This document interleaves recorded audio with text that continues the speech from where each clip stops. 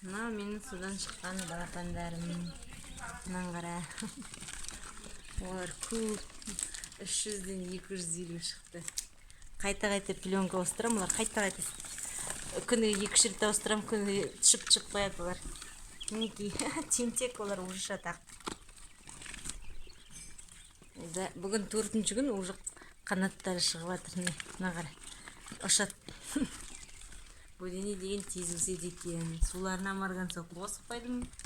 Жемдері пурина деген қымбат жем. Қабы оның соны ұнтап беріп жатырмын. Оқтаумен ұнтап қазақша.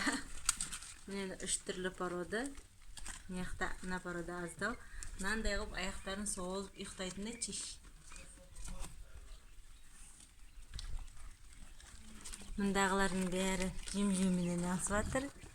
Тоңса бір бұрышқа тұрып алып, бір-бірінің үстіне шығып, астындағылар өліп қалды ең бірінші. Суға түсіп кетіп.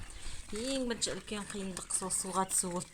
Содан судың банкісі надай майонездің несін кигізіп, кесіп, оған провод салып қойдым, чтобы олар түсіп кетпес үшін. Мына жақта да солай. Мына майонездің банкісі қаймақтың кесіп салдым. 1 литрлік банкі, на провод салдым. А то мынаның ішіне түсіп кетіп, суға олардың бәрі тоңып, бір-бірінің үстіне шығып, астындағылары езіліп өліп қалады.